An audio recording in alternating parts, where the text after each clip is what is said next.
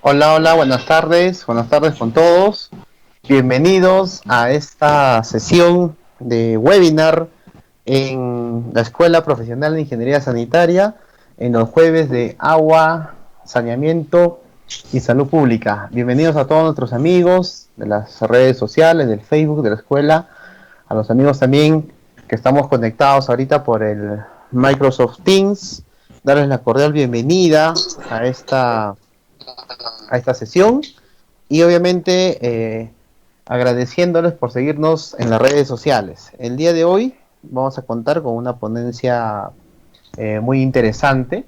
Justamente ya está con nosotros un ingeniero también destacado que ha hecho su maestría y estudios fuera del país y obviamente ya lo vamos a presentar en un momento, para lo cual voy a dar ahorita pase a la ingeniera Judith Flores, que va a darles la bienvenida a nombre de la Escuela Profesional. Ingeniera Judy, buenas tardes, no sé si nos escucha, por favor, adelante. Sí, sí, ¿cómo estás?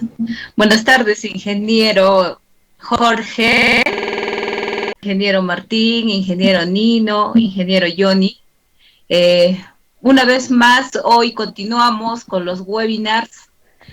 Les habla la doctora Judith Flores Albornoz y deseas hacerles llegar un saludo cordial de la Escuela Profesional de Ingeniería Sanitaria de la Facultad de Ciencias de la Universidad Nacional Santiago Antúnez de Mayolo, Huaraz, Ancash.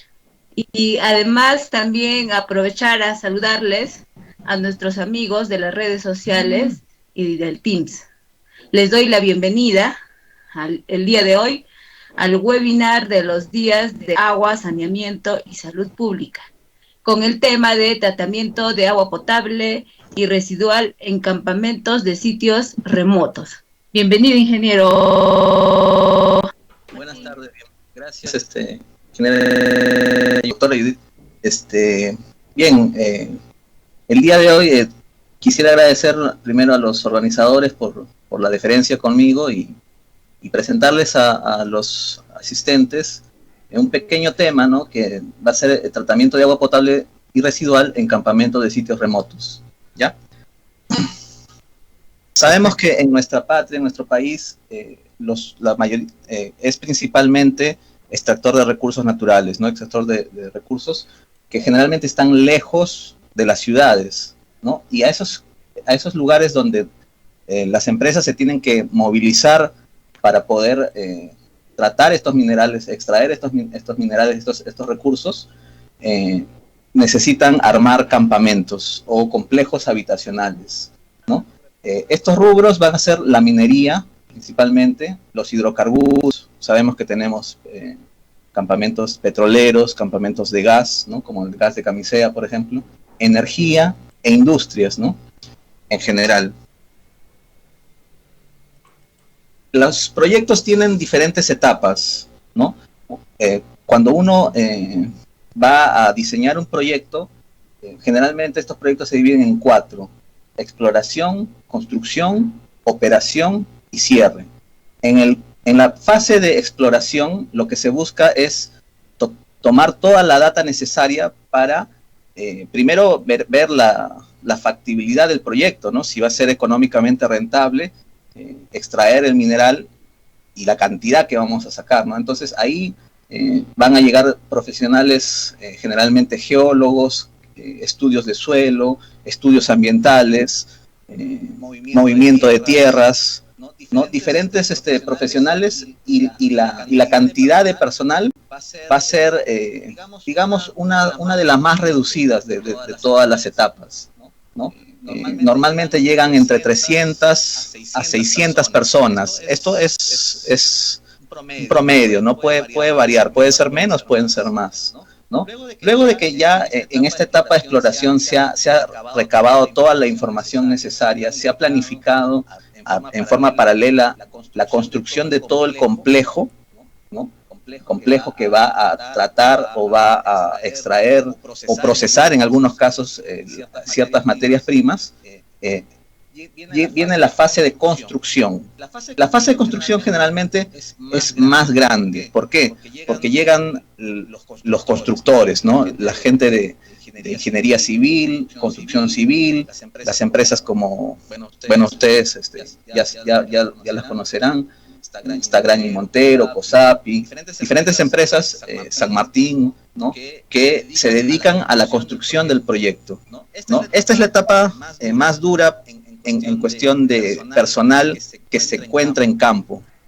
En campo vamos a tener, puede ser de mínimo unos 3.000 personas hasta 7.000, 8.000 personas, ¿no? Entonces, en esta etapa del proyecto es donde más personas necesitan esta prestación de agua potable y lógicamente tratar el agua residual que van a generar, ¿no?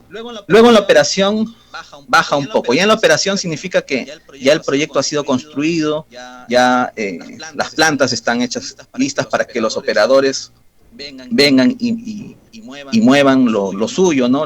Empiecen a operar. Es la fase más larga también, ¿no? Las operaciones mínimas son de 20 años, 20, 30 años, a veces se aplaza más, ¿no? Y la última es la del cierre, ¿no? Que también es una pequeña donde se van a retirar, se van retirando, se van sacando los activos y haciendo diferentes actividades de cierre de la operación, ¿no? Entonces, en cada una de las operaciones hay personal a la cual nosotros tenemos que brindarle el servicio de darle agua potable, agua de calidad, ¿no? Vamos a comenzar con el tratamiento del agua potable. Lo primero que tenemos que hacer es identificar una fuente natural de agua. Una fuente natural de agua que sea lo más segura posible, ¿no? Que va a tener unas características. Esta fuente podría ser agua de río, agua de un lago si es que hubiera, agua de manantial, ¿no? Manantial sabemos que es toda agua que mana del suelo, ¿no? O sea, sale de forma libre, ¿no? Agua subterránea, por la cual se tiene que hacer un pozo profundo, ¿no? Agua pluvial podría ser también agua, si es que se va a colectar agua de lluvia, y en algunos casos no tan alejados, el agua de mar. Cuando no hay agua en la zona o está muy comprometida el agua para otras actividades como la agricultura, ¿no? Entonces muchas empresas optan por el agua de mar, ¿no? Caso muy emblemático es el caso Tía María, ¿no? Ellos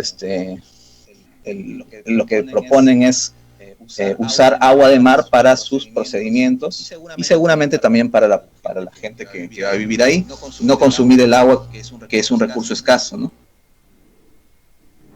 ¿Cómo debe ser las características de esta agua fuente? Deben ser aguas que no sean susceptibles a contaminación natural, ¿no? Supongamos que estamos en un proyecto minero, entonces esa agua no debe estar cerca de minerales, por ejemplo, que la puedan contaminar, de vetas de minerales, ¿no? El abastecimiento debe ser permanente durante todos los días del año, durante todo el proyecto, porque no podemos considerar una fuente que se puede secar, por ejemplo, ¿no? O si, por ejemplo, vamos a considerar como fuente de agua el agua pluvial, lloverá todo el año. Durante la época de lluvia, ¿alcanzará para la época de no lluvia? ¿No? Puede ser, ¿no? Debe ser de fácil acceso, ¿no? O sea, debe ser fácil acceder a esa agua. No debe afectar a las comunidades presentes aguas abajo. Si yo estoy tomando, por ejemplo, agua de un río, ¿no? Y me consumo todo el agua, y aguas abajo hay una población que requiere esa agua para sus actividades normales, entonces lógicamente voy a tener un conflicto social y no voy a poder hacerlo, ¿no? Se debe siempre realizar la caracterización del agua a fin de controlar los parámetros considerados en la planificación de las plantas de tratamiento, ¿no? O sea, tengo que verificar primero qué calidad de agua tengo, porque si esa también mi planta, y eso sería un problema, ¿no?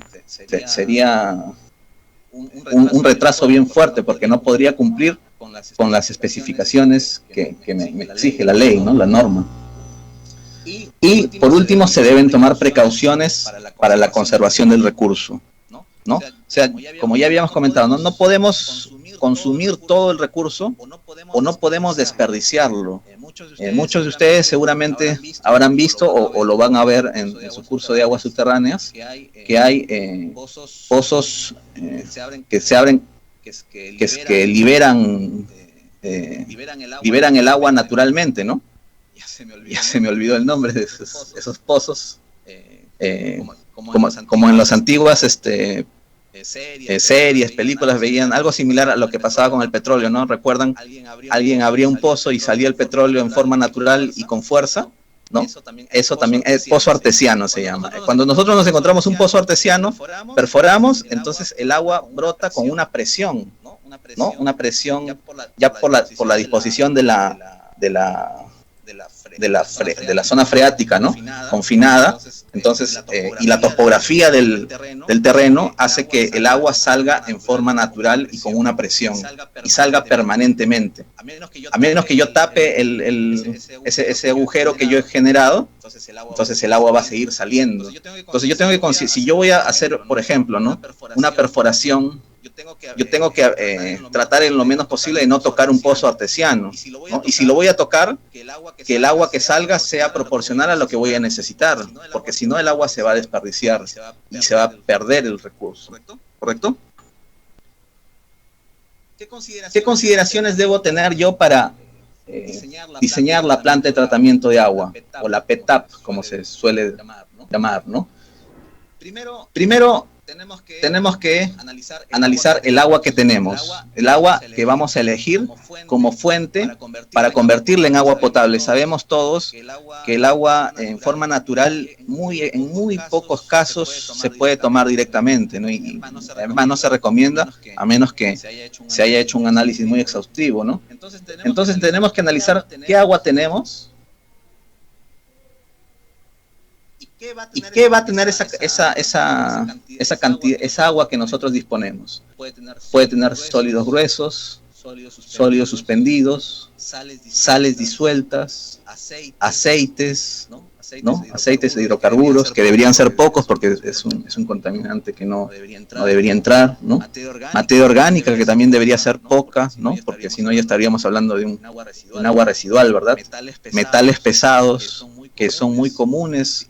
Si yo voy a extraer minerales, ¿no? Y mi pozo o la zona está muy cerca, en contacto con ese mineral, hay mucha probabilidad que yo tenga metales pesados en mi agua fuente, ¿no? Entonces, esas son las características del agua que podríamos tener según lo que nosotros hayamos escogido, ¿correcto?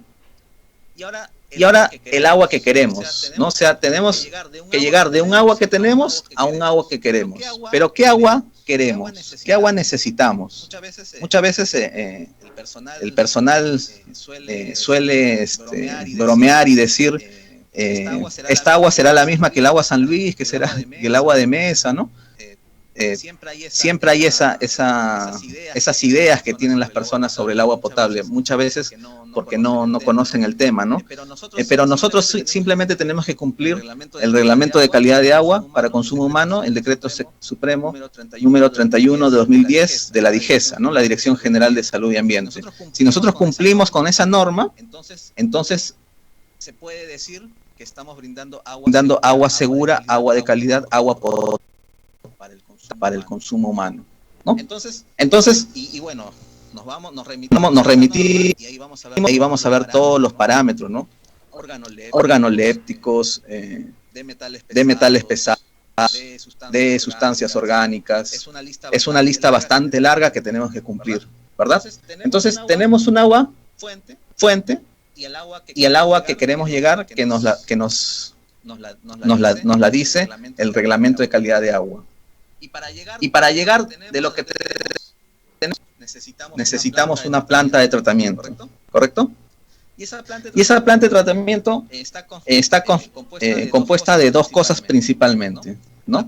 La planta de tratamiento en sí, o sea, la infraestructura, y la operación de planta, porque las plantas no funcionan solas en campamento. Y bueno, creo que en ningún lado, ¿no? Siempre hay personas que están controlando, verificando operando la planta, ¿no? Entonces, hacemos un diseño, tenemos que pensar siempre en que alguien la tiene que operar. ¿Cómo lo va a operar? Y tenemos que asegurarnos de que la vida de esa persona, como se suele comentar, ¿no? O sea, el operador no puede tener un trabajo indigno, ¿no? No puede estar moviéndose a cada rato. Tiene que ser lo más amigable posible para ese operador, porque si el operador no está cómodo, si no se le dan las facilidades en su planta de tratamiento, entonces no vamos a lograr el objetivo, que es cumplir con el reglamento de calidad de agua. Para poder cumplir, porque las plantas no funcionan solas, ¿no? Al menos en campamentos, y creo que seguramente los colegas o alumnos que ya han visto, que han visitado algunas plantas grandes, ¿no? Podrán ver que siempre hay personal que está operando esa planta, ¿no? Entonces es algo que tenemos que tener siempre en consideración. Muchas veces las empresas que fabrican las plantas, bueno, primero las diseñan y luego las fabrican, a veces las fabrica otra empresa, no tienen esa consideración, y ese es algo que a los estudiantes y a los colegas que están recién empezando, yo siempre les recomiendo que tengan mucho cuidado, que hagan muchas preguntas a un operador, porque al final él es el que opera la planta, ¿no?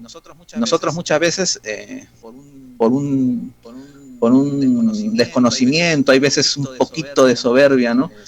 Simplemente no le pedimos su opinión al operador, y el operador tiene mucho que decirnos. El operador es parte importantísima del sistema. Si no está el operador bien capacitado, si no está bien la infraestructura, si él no se siente cómodo, no hay comodidad en su trabajo, entonces el tratamiento va a destinarse al fracaso, ¿no? O sea, no se puede tratar sin personas, ¿no? Las personas, el operador es un punto bastante fundamental de cualquier operación, ¿no? Si ustedes no lo consideran, van a tener graves problemas.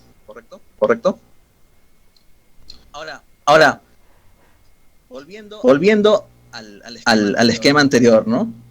Habíamos comentado que el agua que tenemos tiene ciertas contaminantes, podríamos llamarle, ¿no? Ciertas cosas indeseables, ¿no? Entonces, nosotros tenemos que saber qué es lo que tenemos. Siempre al principio, como habíamos comentado, tenemos que hacerle esa caracterización de esa agua y saber, y como ya sabemos qué es lo que queremos, eso va a implicar ciertas operaciones unitarias, ciertos procesos, que si nosotros conocemos bien los conceptos, no va a haber problemas, ¿no? Por ejemplo, los sólidos gruesos. Si yo necesito separar los sólidos gruesos, voy a necesitar un elemento obstructivo, ¿no? Generalmente una reja, ¿no? Una rejilla, una malla, ¿no? Pero los suspendidos, ¿podré separarlo con una reja? No, ¿sí o no? Entonces, cada punto de la que se compone el agua que tenemos va a necesitar un proceso, una operación unitaria, ¿no? Que tenemos que tener claro y tenemos que saber, ¿no? Me voy a adelantar un poquito, pero vamos a pensar, por ejemplo, ¿no? Sabemos la diferencia entre sólidos suspendidos y sales disueltas o sólidos disueltos, ¿verdad? Los sólidos suspendidos se pueden ver, ¿no? Se pueden separar por medios físicos como la floculación, la coagulación, pero las sales disueltas no, ¿verdad? Entonces, si yo tengo sales disueltas o metales pesados que superan la norma, entonces yo sé que ningún filtro que le pueda poner, ¿no? Ningún filtro, por más pequeñito que sea el poro, va a poder pasar lo que es sales disueltas, ¿no? O metales pesados, ¿no? Entonces, yo tengo que saber qué es lo que tengo. Si tuviera sales disueltas muy elevadas, yo tendría que pensar tal vez en una operación de ósmosis inversa o de intercambio iónico, ¿correcto? Pero si no entiendo cuál es mi origen y qué es lo que quiero llegar y cómo puedo conseguirlo, entonces va a ser también un problema, ¿no? O sea, como supervisores de esa operación no vamos a poder dar el correcto análisis de qué es lo que está fallando, ¿no? Si, por ejemplo, ¿no? Las plantas normales, como les había dicho en un principio en los proyectos, buscan y como debe ser en todo caso siempre, ¿no? Buscan el agua más segura, más pura, que no sea muy complicado su tratamiento. Ahora, si no existe eso, como en el caso del agua de mar, por ejemplo, ya estamos hablando de tecnologías de forma distinta, ¿no? Tratamientos avanzados se le llama, ¿no? Entonces, si yo, por ejemplo, ¿no?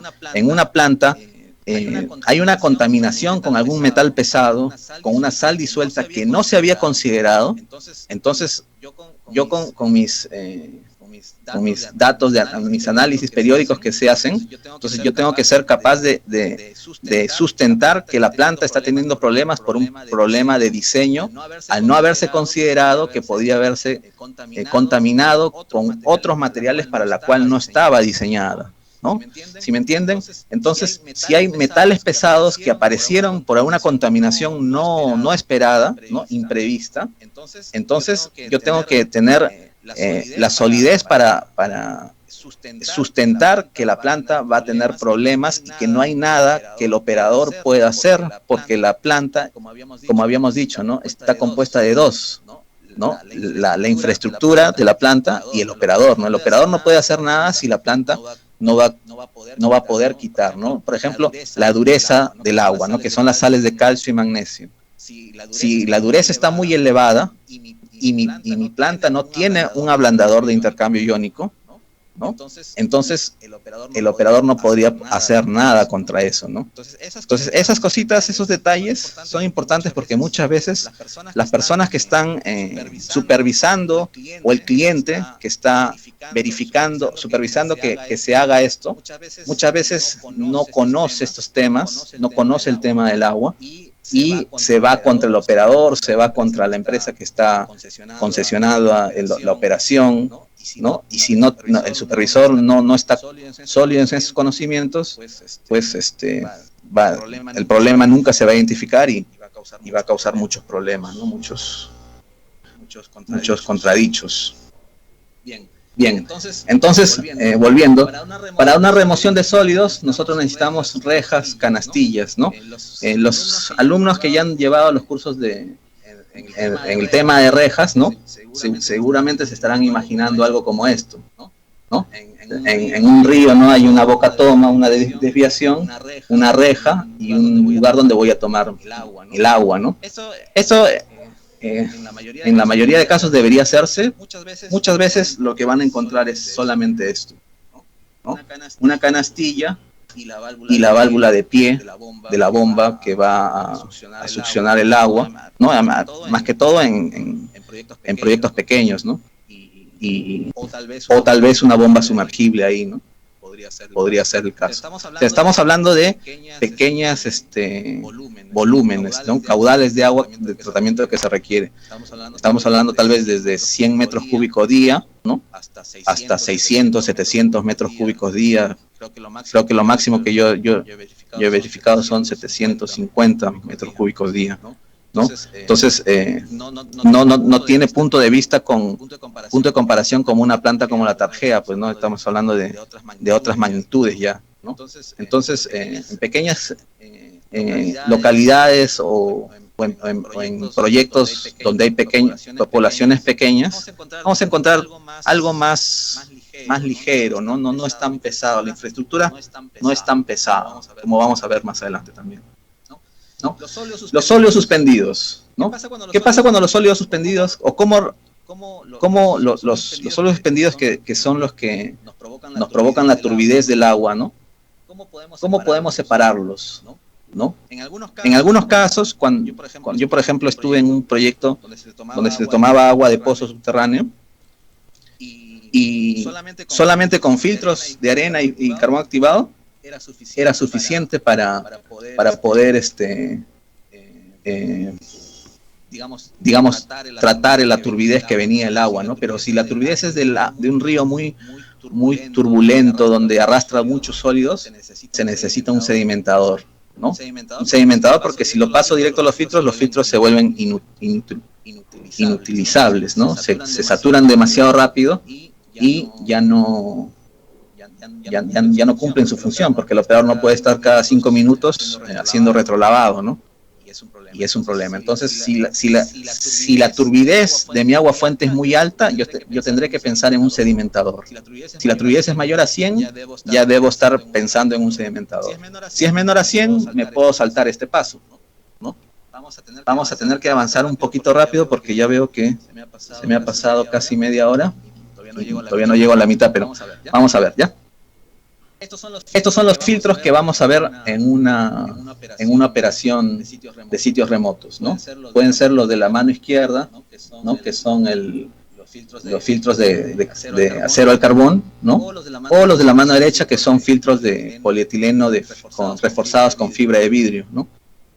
Podrían muy comúnmente llamados de plástico, ¿no? Que es un plástico forrado con fibra de vidrio, ¿no? Y han sido probados para soportar altas presiones. Son filtros a presión, ¿ya? Son diferentes a los filtros que normalmente se ve en los cursos de ingeniería sanitaria. Bueno, seguramente también los van a ver, pero primero van a ver los filtros abiertos, los filtros de otro tipo.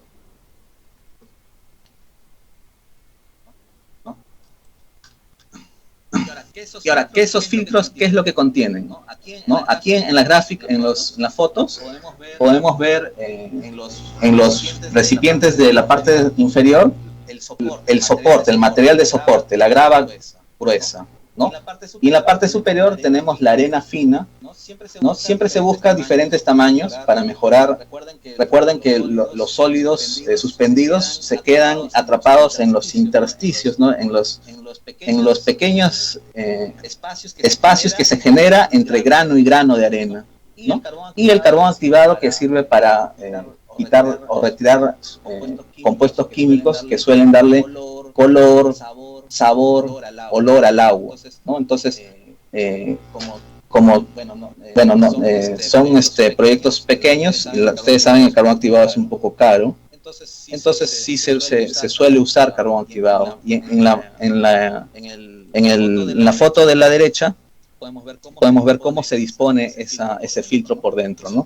El soporte está abajo, la arena en el medio, y el carbón activado siempre se pone arriba porque su densidad es menor, ¿no? Entonces, así la pongan abajo cuando haga un retrolavado. La ordenación natural va a ser que el carbón esté en la parte superior. Acá podemos ver los ciclos de filtrado. Los filtrados tiene 3 etapas: servicio, retrolavado y enjuague, ¿no? Aquí en este esquema podemos ver el flujo de servicio, que el agua ingresa por la parte del tubo, la parte exterior, ¿no? E ingresa por un tubo central para salir el agua filtrada. Y el retrolavado, ¿qué pasa con esta parte que vendría a ser la representación de la arena, ¿no? Del material filtrante? ¿Qué va a pasar conforme está en etapa de servicio? Los sólidos que venían en el agua se van quedando en los intersticios, y esta capa se está llenando poco a poco de ese lodo, de ese barro que se va quedando ahí. Llega un momento en que se termina de llenar, y nosotros tenemos que retrolavarlo, tenemos que lavarlo el filtro para poder volver a tener agua filtrada, ¿no? Entonces, en el retrolavado, el agua ingresa en forma inversa, ¿no? El agua ingresa por la parte central y sale por la parte exterior del vaso, ¿no? Y sale el agua sucia que va al drenaje, ¿no? Y el enjuague es similar al servicio, pero los primeros minutos, cerca de 5 minutos, se deja enjuagar para que cualquier resto que haya quedado, ¿no? del retrolavado salga. Y otra vez regresamos a la etapa de servicio. ¿Correcto? ¿Qué tipos de filtros tenemos? Tenemos filtro manual, como podemos ver en este filtro. Tiene un árbol de llaves, se le llama, ¿no? Donde la fase de servicio, retrolavado, enjuague se van modificando como el operador va manipulando las llaves, ¿no? Tenemos válvulas multipropósito. Este sería un semiautomático porque el operador tiene que venir y manipular esta manija, podemos llamarle, ¿no?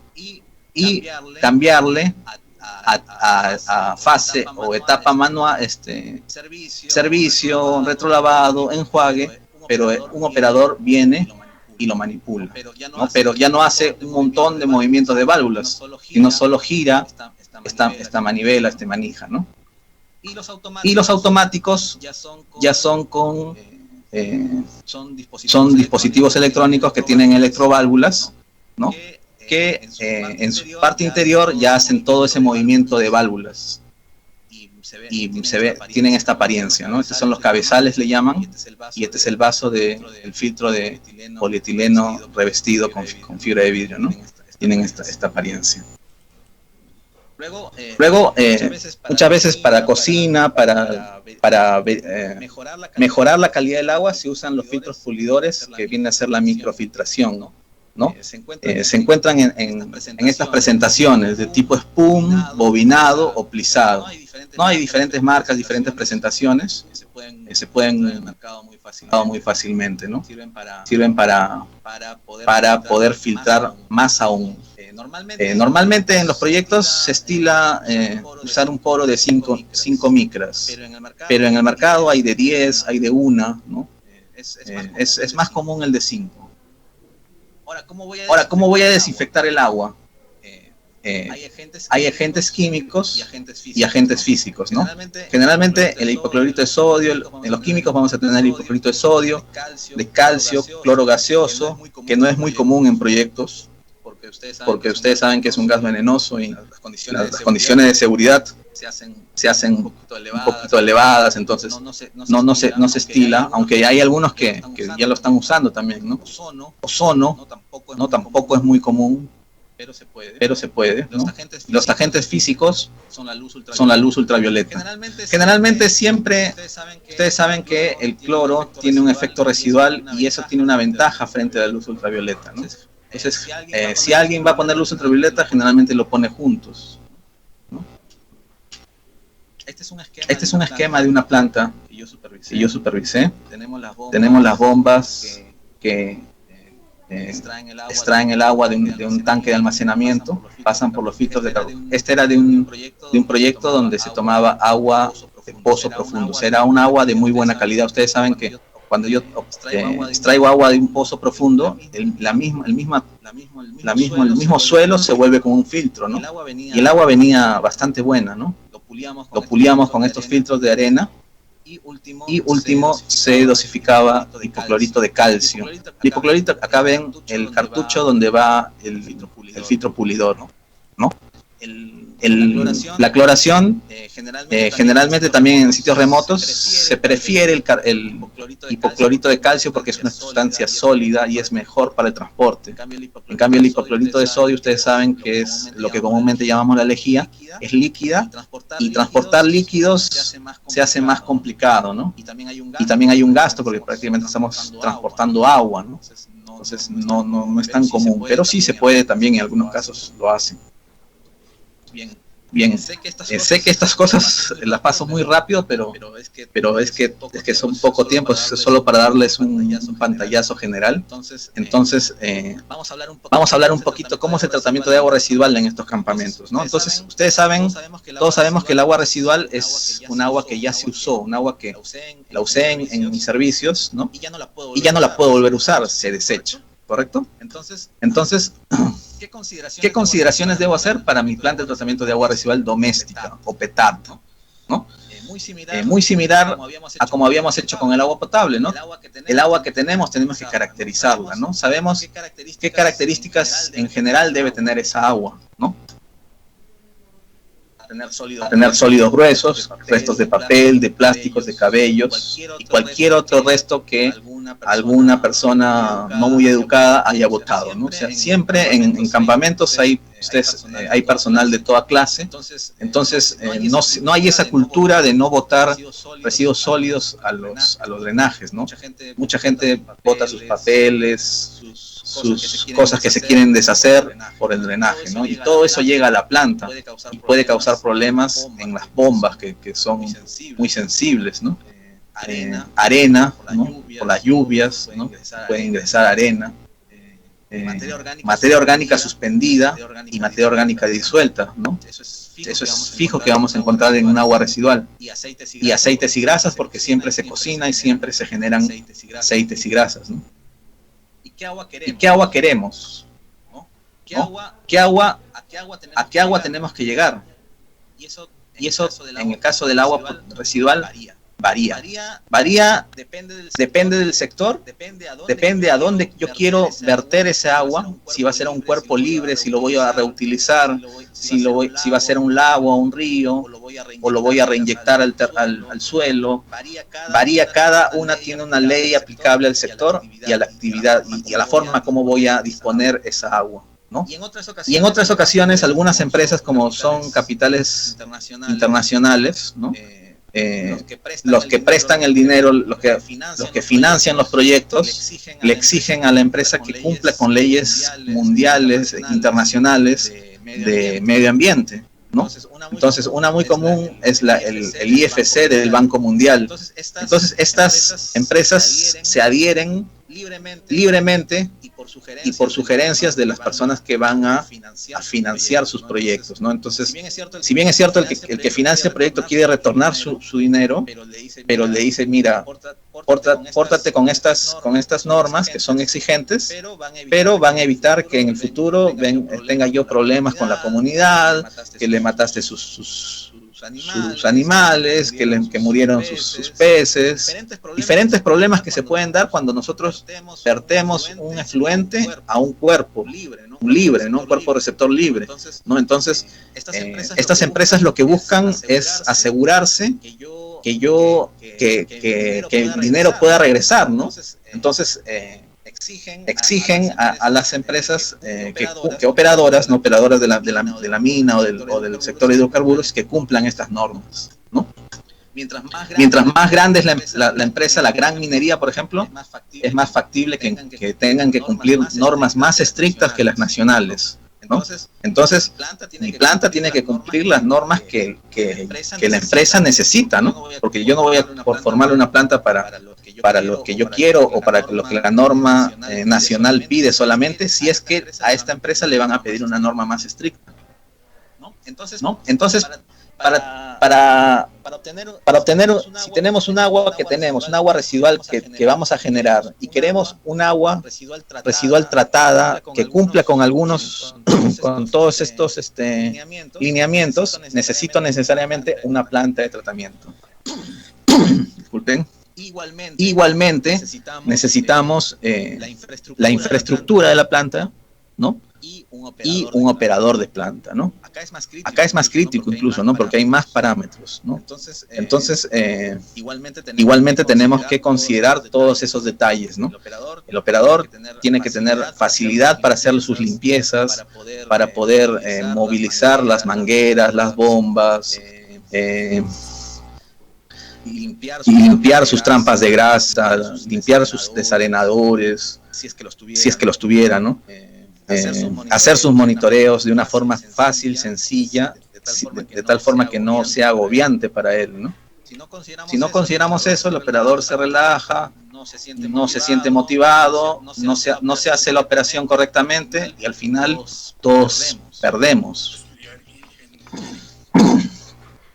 Entonces, para la remoción de sólidos, igual vamos a necesitar unas rejas muy parecidas a estas. Generalmente, como son pequeños caudales, solo se usan de limpieza manual, ¿no? Y ahí está el tema del operador, ¿no? El operador tiene que meterse en ese lugar que no es tan agradable, ¿no? Entonces, tenemos que darle las mejores facilidades, ¿no? Ya seguramente en el futuro se pensará en mejores rejas que ya hay en el mercado, pero no se suelen usar, ¿no? Tal vez por aminorar los costos también. Cámara ecualizadora. En estos pequeñas pequeñas poblaciones nos podemos dar el lujo de tener una cámara ecualizadora. Para grandes poblaciones es muy complicado porque se necesita un volumen considerable que encarecería demasiado, pero en las plantas, en sitios remotos, es muy recomendable tener su cámara ecualizadora que va a igualar los picos de caudal y los picos de carga orgánica, para que a la planta de tratamiento biológico le sea más fácil tratar y no se altere. ¿Correcto? Y para hacer esos movimientos generalmente usamos bombas sumergibles de este tipo. Hay varias en el mercado, son relativamente sencillas de usar y son muy comunes. El tratamiento biológico sabemos que puede ser de dos tipos, ¿no? Aeróbico y anaeróbico. Y bueno, aquí en mi experiencia es que la mayoría de proyectos opta por el aeróbico. Ahora, sabemos que hay partidarios de diferentes tratamientos, ¿no? Pero al parecer los ingenieros que han propuesto generalmente proponen aeróbico. Y podemos entender por qué. Podríamos dar algunas sugerencias, ¿no? O sea, el anaeróbico sabemos que tarda un poco más en activarse, ¿no? Y que cuando se cae la planta, o sea, cuando empieza a fallar la planta, los olores son más fuertes que en el aeróbico. Entonces, creo que desde mi punto de vista, de mi experiencia, ese es el principal motivo. Y bueno, tal vez porque una planta aeróbica tiene un mayor costo y para las personas que las proponen, pues les conviene vender algo más costoso, ¿no? También esa puede ser una posibilidad. Pero generalmente van a encontrar los tratamientos aeróbicos. Acá tenemos un pequeño esquema de Lier y Venstra de 1997, donde nos da una idea de cuál es la diferencia entre un tratamiento aeróbico y un tratamiento anaeróbico, ¿no? En el aeróbico se pierde calor, se generan más lodos, como pueden ver, por cada 100 acá me faltó, esta misma flechita va acá también, 100 kilogramos de DBO, ¿no? Se generan 30, 60 kilogramos y en el aerobio solo 5, ¿no? En el anaerobio yo puedo obtener energía, en cambio en el aerobio todo se pierde. Yo necesito energía, necesito adicionarle la aireación, que significa energía, kilowatts hora, ¿no? Entonces, económicamente un anaeróbico sería más adecuado, pero por lo que ya hemos comentado, se suele encontrar aeróbicos, ¿no? Yo solamente una vez me encontré un anaeróbico y estaban muy molestos, querían un aeróbico el cliente, ¿no? Siempre pensaba que el aeróbico necesariamente era mejor, y no necesariamente, pero es lo más común, como ya les he comentado, ¿no? ¿Cuáles van a ser los objetivos del tratamiento biológico? Coagular, remover sólidos coloidales no sedimentables y estabilizar la materia orgánica, ¿no? Remover nutrientes, fósforo y nitrógeno, remover contaminantes específicos, ¿no? En el caso de efluentes industriales, reducir la toxicidad, ¿no? Las bacterias y microorganismos aeróbicos poseen alta velocidad de crecimiento, dicen, por lo que son ávidas de materia orgánica, lo cual es muy ventajoso, ¿no? O sea, es más rápido, los microorganismos aeróbicos crecen con más rapidez que los anaeróbicos, ¿no? Entonces, rápidamente demandan materia orgánica, la consumen más rápido, pero la parte negativa es que generan lodos, ¿no? Y ese lodo también es un costo. Acá tenemos un esquema, cómo funciona esa planta aeróbica, ¿no? Tratamiento biológico aeróbico.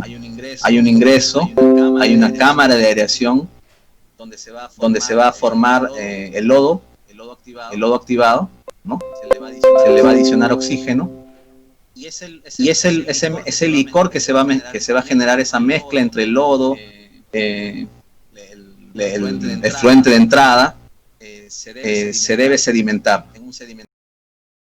Este sedimentador secundario se llama así porque en algún otro procedimiento puede haber un sedimentador primario que es opcional, no todos lo tienen, pero se estila que siempre el que viene después de la cámara de aireación se va a llamar sedimentador secundario. Algo que sea una convención, ¿no? Se ha convenido que siempre se ha llamado el sedimentador secundario, ¿no? Y luego la desinfección, ¿no? Que en los casos de sitios remotos va a ser similar, se van a usar los mismos métodos del agua potable, ¿no? Generalmente el hipoclorito de calcio, ¿no? Hay una recirculación de esos lodos a la cámara de aireación y se genera un exceso de lodos que se va a ir a la purga de barros o de lodos. ¿Cómo se puede describir este proceso, ¿no? Esta es la fórmula, o esta es una representación de la materia orgánica. La materia orgánica siempre va a tener carbono, oxígeno, hidrógeno, nitrógeno y azufre. Yo le voy a inyectar oxígeno, ¿no? Y nutrientes, o sea, siempre tiene que haber fósforo y nitrógeno en pequeñas cantidades.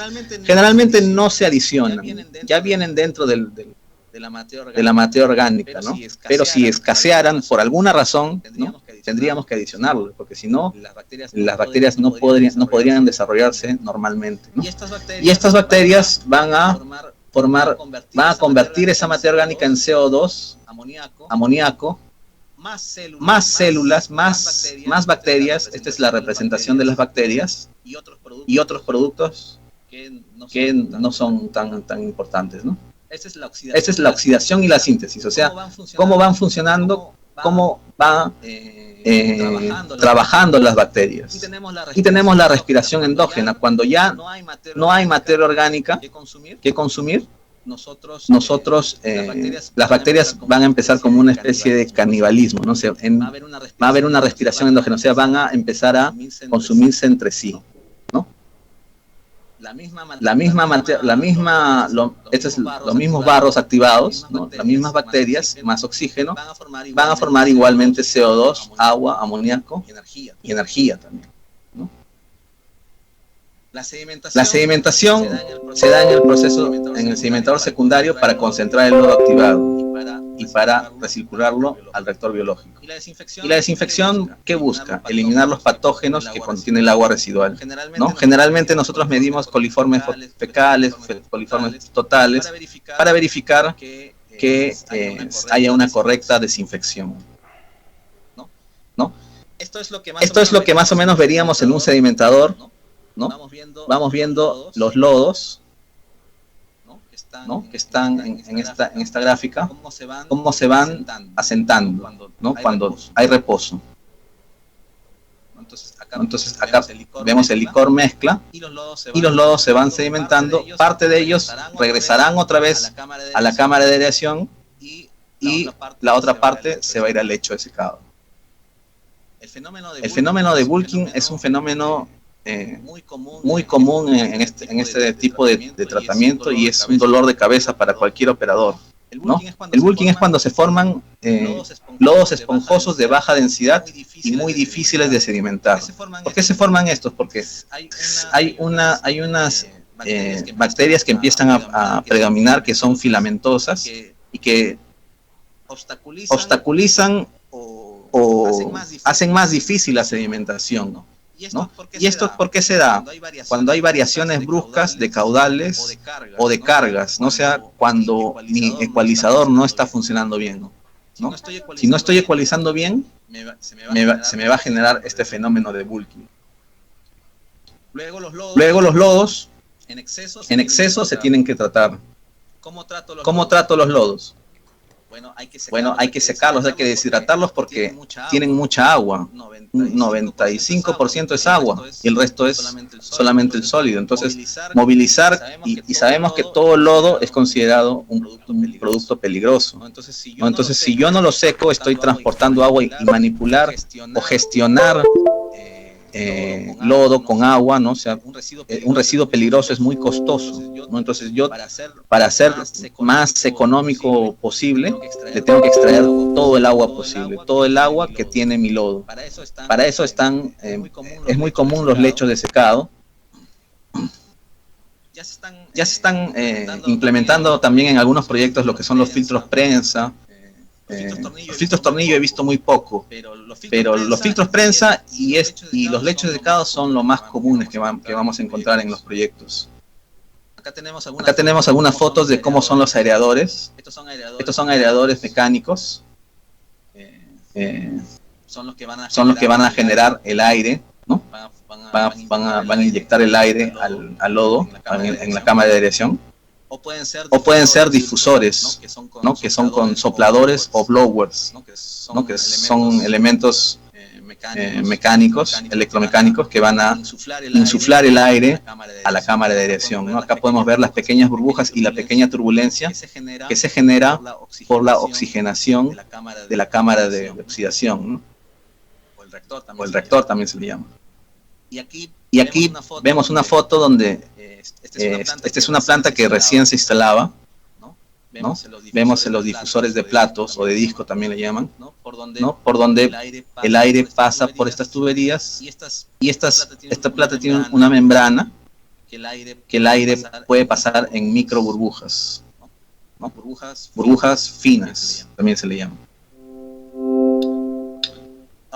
Ahora, la desinfección siempre se da en una cámara de contacto. Esto seguramente algunos alumnos ya lo han visto, algunos colegas seguramente también, ¿no? El agua trata de recorrer un camino para aumentar su tiempo de residencia y evitar cortocircuitos.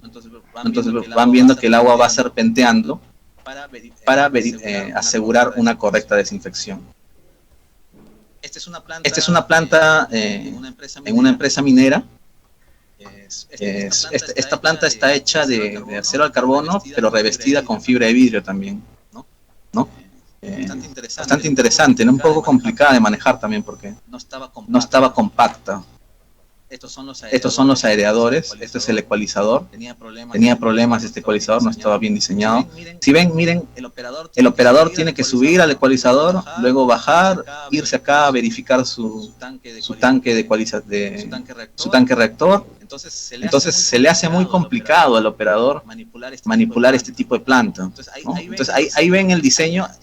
Este es un ejemplo de un diseño en el que no se ha considerado mucho, o sea, se ha considerado el proceso, pero no se ha considerado la operación. Si yo no considero la operación, entonces voy a tener estos problemas, ¿no? Los operadores van a terminar cansados, desmotivados, y no van a hacer bien su trabajo, y al final todos perdemos, como les había comentado, ¿no? Esta es parte también de esa planta. Este es el sedimentador, iba un tanque de recepción, y por acá, más acá, estaba la cloración. Esta es una planta compacta, miren, acá tienen las tres partes. Este es el reactor, esta parte es el sedimentador, y aquí teníamos la cloración. Acá está el hipoclorito de calcio, acá está la bomba sumergible, perdón, la bomba dosificadora que dosificaba el hipoclorito de calcio en esta zona. Entonces ya está compacta, y el operador, acá también había problemas de diseño, miren, si se dan cuenta, la pasarela está por afuera. Entonces el operador no podía acceder a todas las partes de la planta, ¿no? Entonces como no podía acceder, no las limpiaba, y si no las limpiaba, empezaban a generarse olores, empezaban a contaminarse las muestras. Un problema realmente. Entonces siempre que si es que ustedes tienen la opción de estar en el momento de aprobar un diseño, o de hacer el diseño, traten de siempre de conversar con los operadores. Ellos les van a dar información muy valiosa. Es incalculable lo que les pueden comentar los operadores, porque ellos viven en su planta, están todo el tiempo ahí, siempre están buscando mejoras, ¿no? Es incalculable eso, ¿no? Siempre sean amigos de los operadores, es mi recomendación. Y bueno, creo que ya me pasé un poquito.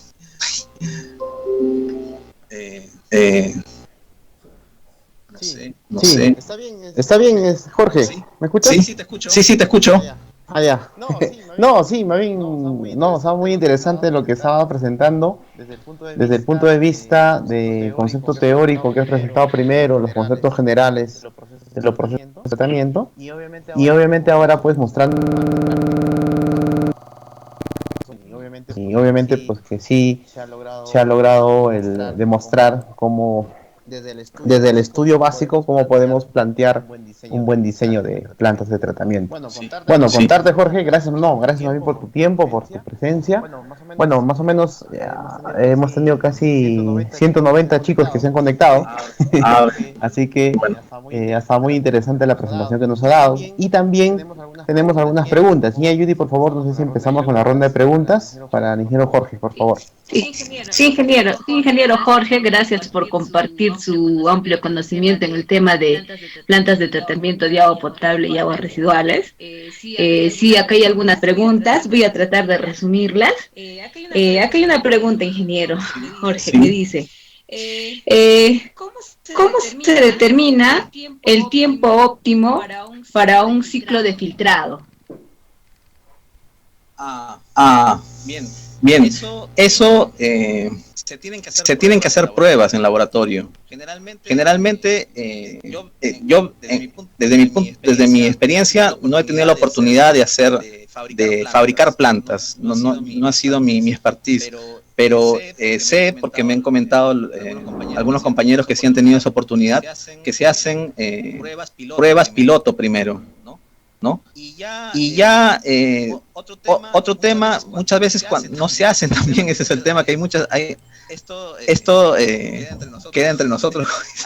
Hay muchas empresas que le ponen muy poca ciencia, muy poca técnica a sus productos. O sea, venden porque hay una carencia en el mercado, y a eso yo los invitaría a ustedes a que se vuelvan más técnica los productos, que son muy a la experiencia también. El óptimo lo tendría que hacer cuando ya sucede eso. O sea, si generalmente ese óptimo no te lo da el fabricante, o te lo dice muy genérico, generalmente te dice retrolavar 15 minutos, enjuagar 5 minutos. Pero ¿saben quién es la persona que determina el óptimo? Es el operador de planta. Porque él, si es que se lo anima a hacerlo también, porque él también simplemente podría hacer lo que dice el manual, ¿no? Él podría decir, bueno, voy a tomar 15 minutos y se acabó, no es mi trabajo, me están diciendo que el procedimiento dice eso y se acabó, ¿no? Pero si ustedes lo animan al operador y están con él supervisándolo, lógicamente, pueden hacerlo en campo eso también. O sea, pueden verificar tal vez, si desean mejorar el diseño. No sé si todavía se puede ver las presentaciones. ¿Sí se puede ver? Sí, se ve. Adelante. Ya. Entonces voy a retomar a este pequeño esquema, ¿ya? A ver, ahí está, miren. Entonces, en esta zona ustedes pueden ver, acá hay algunos detalles que no les puse. Este es un medidor de flujo. Este es un flow switch o un interruptor de flujo que apaga las bombas cuando el tanque de agua potable, ya, el agua de almacenamiento de agua potable, ya está lleno, ¿no? Entonces, aquí podrían instalarse tal vez un turbidímetro digital, ¿no? Un turbidímetro digital en el que nosotros podamos medir en tiempo real la turbidez.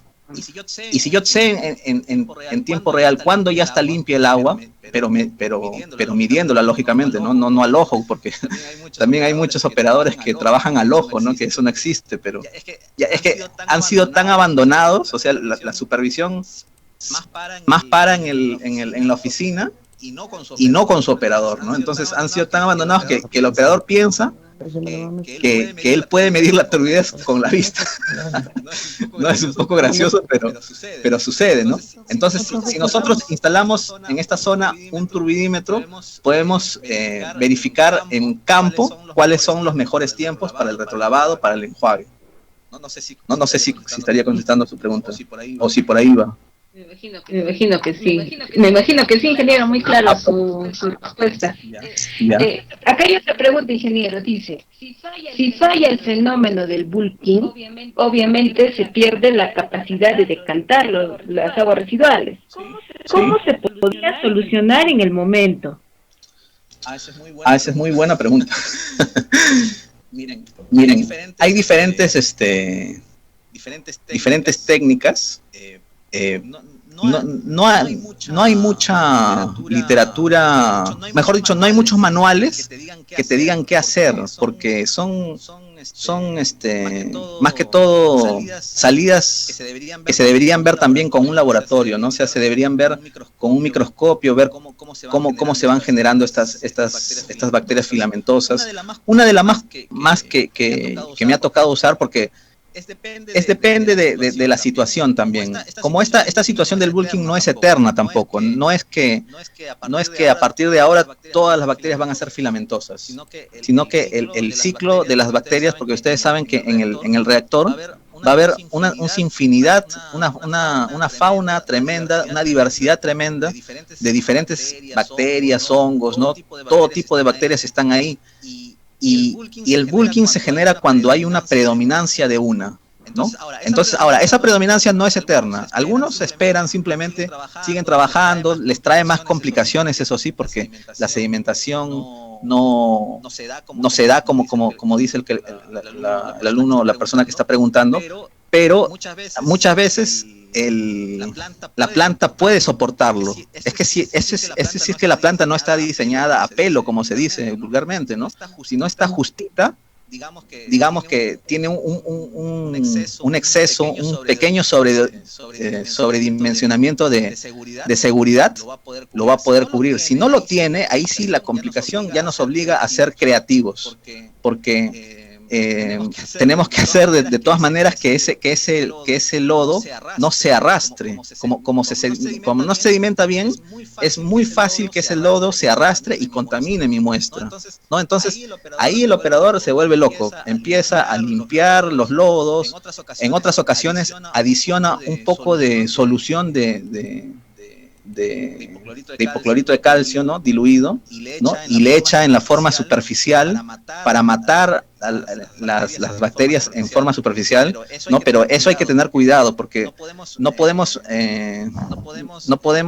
emocionarnos mucho con ese procedimiento, porque si le echamos mucho cloro, está mal dicho, ¿no? Sabemos que es solución de hipoclorito de calcio en este caso, ¿no?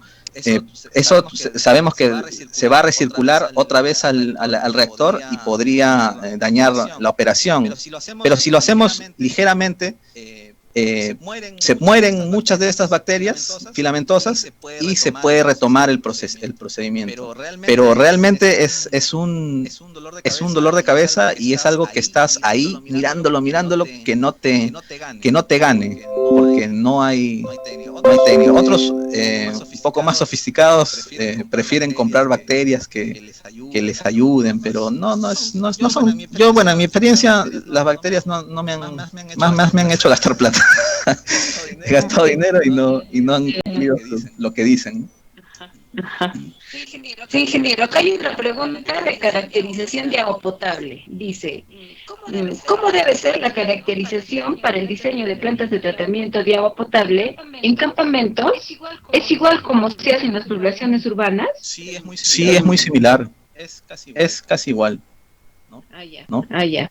Y luego dice, los tipos de filtros empleados en campamentos son más costosos, a diferencia que existen en los filtros comunes que se emplean en plantas de tratamiento grandes. Son más costosos. Bueno, como estamos hablando de plantas más pequeñas, en ese aspecto, pues no se puede comparar con una planta grande. Una planta grande definitivamente tiene una infraestructura mayor, ¿no? Entonces no estamos hablando de la misma proporción, ¿no? Si ambas tuvieran la misma proporción, ahí sí se podría decir que son más costosas estas plantas, porque usan energía siempre, ¿no? Usan bombas, ¿no? Y ustedes saben que todo lo más costoso de las plantas de tratamiento, uno de los más costosos, si no el más, es la energía, ¿no? Entonces, estas plantas gastan más energía, tienen carbón activado, antracita, que es un material más caro, ¿no? El filtro pulidor es mucho más caro y se gasta cada rato. Es una gastadera tremenda de plata, ¿no? Pero bueno, estamos hablando de industrias, de empresas que se pueden dar ese lujo, ¿no? Y también tienen que asegurar la la calidad del agua en todo momento, porque nadie se puede enfermar. Ese es otro tema de que tenemos que estar, hay una presión un poquito mayor, ¿no? Porque si alguien se enferma o alguien detecta coliformes en alguna parte del agua potable, ya ese supervisor va a estar en la lista negra, ¿no? Se van a ir contra él toditos, ¿no? Entonces, sí, definitivamente son elementos más costosos. Por eso que no van a haber mucho en grandes poblaciones microfiltros, ¿no? Estos filtros cartucho, no, nada que ver, ¿no? No son necesarios. O sea, hay veces, yo les diría que si los filtros de arena y carbón activado están bien diseñados, no debería ser necesario el filtro pulidor. Pero hay veces, eso también queda entre nosotros nada más, las empresas que venden las plantas le ponen, o sea, le quieren hacer gastar a la empresa. Dicen, es una mina que gaste, dicen, ¿no? Entonces, pum, le ponen, ¿no? Entonces, y yo como supervisor, pues, me queda operar lo que tengo, ¿no? Entonces, tengo que hacer mi presupuesto con las cosas que tengo, ¿no? Y la sensibilidad de la gente también es mayor en campamentos, ¿no? O sea, ponte que les digas a tu jefe que se te acabaron los filtros y que los filtros llegan en 2 semanas, se loco, dicen, no, ¿cómo es posible, no? Vamos a morir todos, dicen, ¿no? Hay esa sensibilidad, ¿no? Sí, pues a veces puede pasar eso, ¿no? Sí, ingeniero, acá hay la última pregunta que dicen. En una de sus diapositivas usted presentó acerca de las normas. Sí. Dice, cuando usted menciona que se debe cumplir normas internacionales que son más exigentes, los tipos de tecnologías en tratamiento son más sofisticados o se puede mejorar con las tecnologías convencionales. Bueno, eso va a depender. Por eso que ese análisis se hace antes, ¿no? Siempre el que va a diseñar la planta le dice al cliente, le dice, ¿qué es lo que necesitas? Porque tú dices, cotízame una planta para, generalmente, hay veces somos un poquito ligeros, ¿no? Y decimos, cotízame una planta para 500 personas, te dicen, ¿no? No. Entonces, le toca a un profesional comprometido, ¿no? Y honesto, decirle, ya, pero pásame primero la calidad de tu agua, ¿no? Vamos a hacer un monitoreo, un promedio, ¿no? Vamos a hacer la caracterización, ¿no? Y pásame lo que quieres cumplir. Si estamos hablando de agua potable, es más sencillo, ¿no? Porque solamente tenemos la norma nacional. Pero si estamos hablando de agua residual, ahí hay diferentes sectores, ¿no? El sector diferente a una población cercana, o si es que voy a usar el agua para riego, para control de polvo también, que se usa mucho, porque hay zonas donde se levanta mucho el polvo y esa agua residual la usan para regar los caminos, ¿no? Y controlar el polvo. Entonces, si yo no considero eso, si yo no desde el principio no les he dicho, tendría mucha suerte si ellos se deciden ponerse más exigentes y mi planta da, ¿no? Tendría que tener mucha suerte, pero no siempre se va a dar, ¿no? O sea, necesariamente en algunos casos voy a tener que hacer modificaciones más fuertes, ¿no? Ahora, si la persona que lo diseñó decidió ser bastante conservadora, darle más de lo que quiere el cliente, que se da muy poco, porque también eso va a influir en el precio, ¿no? Y él no va a arriesgar a que le gane otra persona con menos precio, ¿no? Entonces va a medir solo lo que le pide el cliente, ¿no? Si el cliente me pidió esta norma, me han pasado, por ejemplo, en algunos sitios el cliente solo había pedido para las normas nacionales, y la norma internacional le exigía fósforo y nitrógeno total. Y cuando te ibas al brochure, a las especificaciones de la planta, en ningún momento decía fósforo o nitrógeno. O sea, la planta no te garantiza. Y ahí va el tema, porque esto también es algo que quiero comentarles. La operación y el diseño muchas veces se tapan, ¿no? O sea, el operador le echa la culpa al diseño y el diseñador le echa la culpa al operador, ¿no? Entonces, muchas veces no se sabe, no se tiene entendido quién es el que está fallando, o sea, hasta que no se haga un análisis correcto, ¿no? Porque el cliente solo mira resultados y dice, o la planta está fallando, el que dice, oye, tu planta está mal, le dice, no estás operándola mal, y no, la planta no está diseñada para esto. Entonces ahí empiezan los temas ya legales, casi, entre comillas, porque generalmente no se van al término legal, pero se van a revisar y a sustentar, ¿no? ¿Cómo sustento que no estoy operando bien la planta? Mire, señor, le dice, ¿no? ¿Qué dice la ficha de la planta que usted me ha entregado para yo operarla?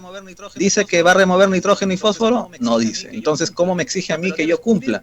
No, pero debes cumplir, pues, le dicen. ¿Pero cómo voy a cumplir, no? Entonces, empiezan los jales, toma y dame, ¿no? Y eso suele suceder. Entonces, es crítico el primer momento, ¿no? El primer momento. Si yo quiero cumplir una norma, tengo que diseñar para esa norma. Tengo que diseñarlo bien, ¿no? Y si ya se me ponen más estrictos en el camino, ya pues hay que cruzar los dedos a ver si se puede, porque el operador puede en cualquier momento decir, no, fallé porque la planta no está diseñada para eso, ¿no? Claro, ingeniero. Claro, ingeniero. Muy bien. Muchas gracias, ingeniero. Lo hemos escuchado muy atentamente. De todas maneras, le paso al ingeniero Martín. No sé si también tiene preguntas que le han hecho llegar. A ver. Gracias. Sí, no, gracias, ingeniera Judy, por las preguntas.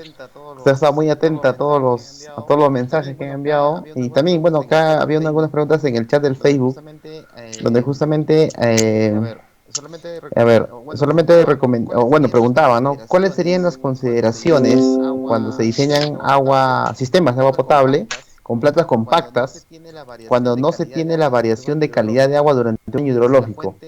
Y si la fuente fuera un río o manantial, cuando en temporada de lluvia viene turbia. Bueno, un poco que acá se engloba al tema de la variación, ¿no? ¿Qué pasaría con esas plantas compactas, ingeniero Jorge? Bueno, como les comentaba, ¿no? Hay varias etapas del proyecto, ¿no?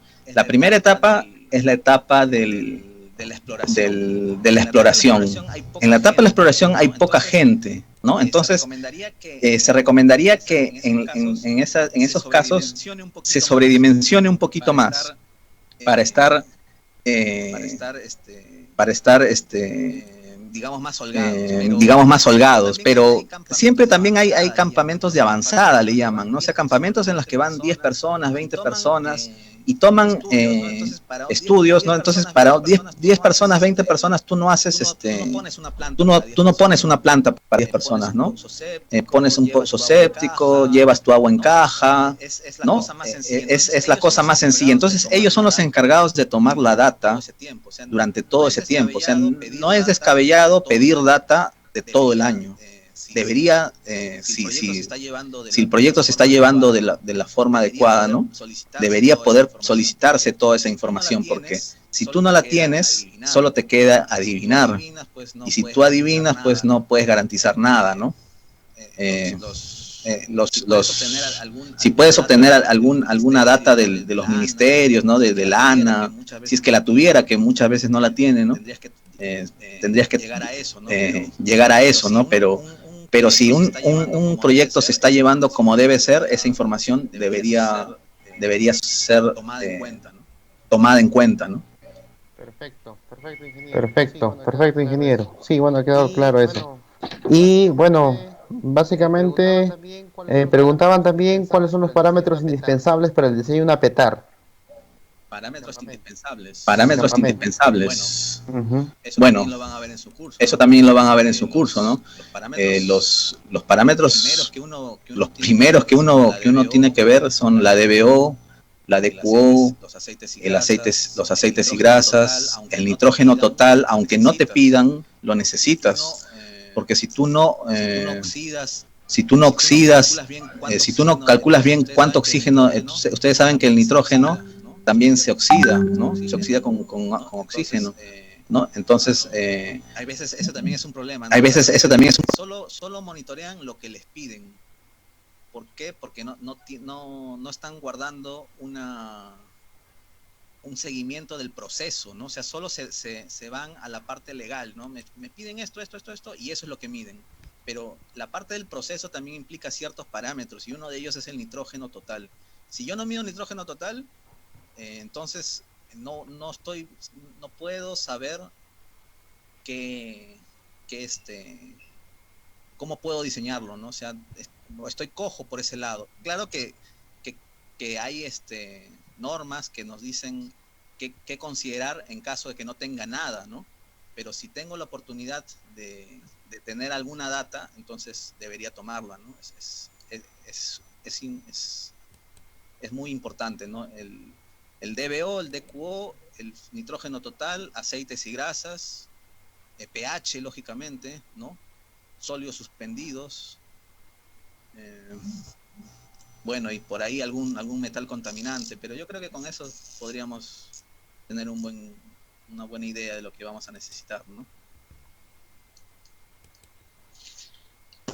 Ya. Muy bien, ingeniero. Lo hemos escuchado atentamente toda la exposición. Yo creo que nos ha quedado muy claro. Lo han oído nuestros alumnos de la escuela. Entonces, chicos, todos los tips del ingeniero nos los ha dicho sus experiencias. Entonces, el tema ha quedado muy claro. Le agradecemos, ingeniero, una vez más. Muchas gracias. A nombre de la Escuela Profesional de Ingeniería Sanitaria de la Universidad Nacional Santiago Antúnez de Mayolo, le agradecemos infinitamente. A ver si en otra oportunidad pues también le invitamos para algún. Muchas gracias, ingeniero. Igualmente. Muchas gracias, ingeniero. Igualmente, doctora, yo encantado de colaborar con mi país. Muchas gracias, ingeniero. Muchas gracias, ingeniero.